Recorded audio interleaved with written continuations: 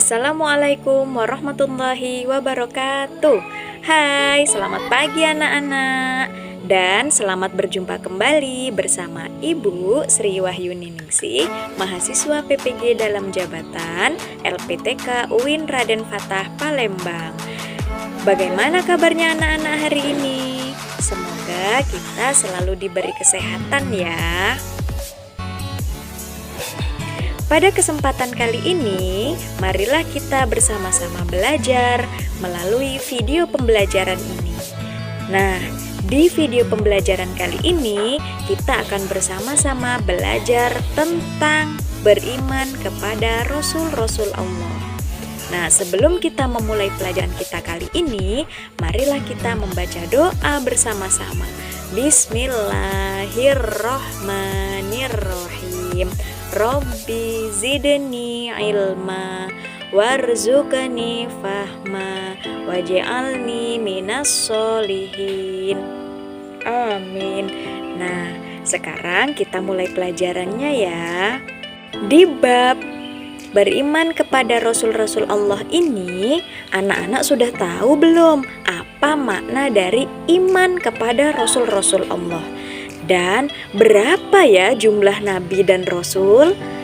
Anak-anak sudah tahu belum tujuan para nabi, tujuan para rasul diutus oleh Allah itu untuk apa?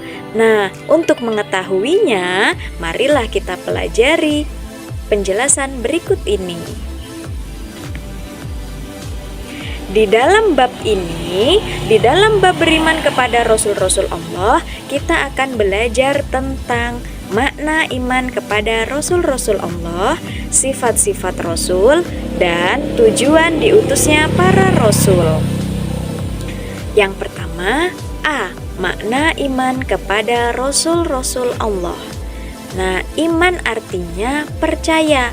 Sementara iman kepada Rasul-Rasul Allah berarti kalian itu percaya bahwa Allah sudah mengutus para Rasul-Rasulnya sebagai teladan dan contoh bagi manusia.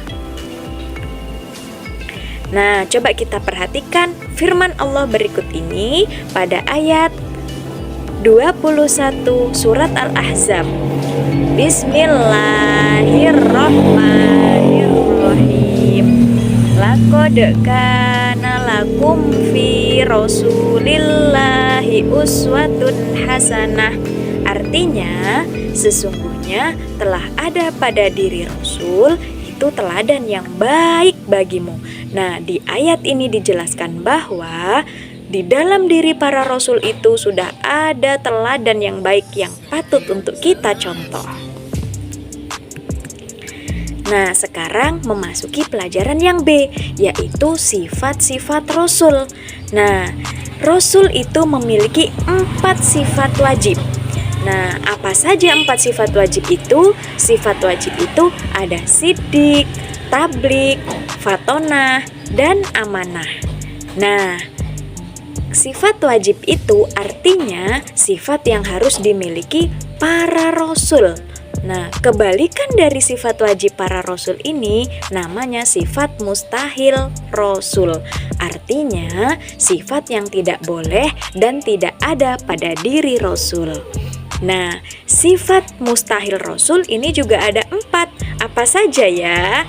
Nah, itu adalah hizib, kitman, hianat, dan baladah. Nah, marilah kita simak penjelasannya. Sifat-sifat wajib bagi Rasul ada 4. Yang pertama ada siddiq. Siddiq artinya benar. Nah, artinya seorang Rasul harus benar dalam ucapan dan tindakannya. Yang kedua ada tabligh. Tabligh artinya menyampaikan.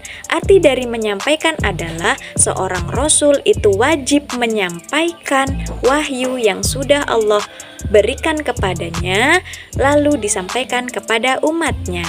Yang ketiga, amanah. Amanah artinya dapat dipercaya. Nah, jadi Rasul itu harus bisa menyampaikan amanahnya kepada para umatnya. Yang keempat, itu ada fatonah, artinya cerdas. Nah, seorang rasul harus cerdas supaya para rasul bisa memahami wahyu-wahyu yang disampaikan oleh Allah. Kemudian ada sifat mustahil rasul. Nah, sifat mustahil rasul ini kebalikan dari sifat wajib rasul. Nah, yang pertama ada kizib, artinya bohong. Seorang rasul itu tidak boleh berbohong. Kemudian yang kedua ada kitman, artinya menyembunyikan. Seorang rasul tidak akan menyembunyikan wahyu yang sudah Allah berikan kepadanya, yang nantinya akan disampaikan kepada para umatnya. Kemudian yang ketiga ada hianat. Seorang rasul itu tidak akan mungkin berkhianat karena mereka diperintahkan oleh Allah harus amanah dalam menyampaikan wahyu-wahyu dari Allah. Kemudian yang keempat ada baladah, artinya bodoh. Jadi seorang rasul itu tidak mungkin bodoh. Nah, setelah kita mengetahui sifat-sifat Rasul, apa yang harus kita lakukan? Nah, yang harus kita lakukan yaitu kita harus meniru sifat-sifat wajib bagi Rasul dan kita harus menghindari sifat-sifat mustahil Rasul. Hal ini bisa kita lakukan dengan cara mengucapkan dan bertindak dengan benar, berani karena benar, menepati janji, menjaga titipan, dan rajin belajar. Nah, pelajaran selanjutnya yaitu C, tujuan diutusnya para rasul. Jadi, rasul-rasul Allah itu diutus ada tujuannya. Tujuannya apa saja ya? Tujuannya yaitu yang pertama, seorang rasul memiliki tugas khusus, yaitu menyampaikan wahyu dari Allah kepada manusia. Yang kedua, rasul diutus untuk menyampaikan pesan agar manusia selalu menyembah Allah tanpa syarat dan tanpa menyekutukan Allah. Yang ketiga, rasul diutus Allah untuk menyampaikan pesan berupa kabar gembira dan kabar buruk. Kabar gembira diperuntukkan bagi orang yang beriman dan beramal soleh. Sementara kabar buruk itu berupa peringatan supaya kita menghindarkan diri dari amal buruk. Yang keempat, seorang rasul diutus untuk menyempurnakan akhlak manusia. Nah, inilah nama-nama Rasul. Jadi, Rasul yang wajib kita ketahui itu berjumlah 25. Siapa sajakah mereka? Mereka adalah Adam, Idris, Nuh, Hud, Soleh, Ibrahim, Lut, Ismail, Ishak, Yakub, Yusuf, Ayub, Syuaib, Musa, Harun, Daud, Zulkifli, Sulaiman, Ilyas, Ilyasa, Yunus, Zakaria, Yahya, Isa, dan Nabi Muhammad SAW. Pertemuan kita kali ini cukup sampai di sini ya. Nah, sebelum menutup pelajaran kita kali ini, marilah kita berdoa sesudah belajar.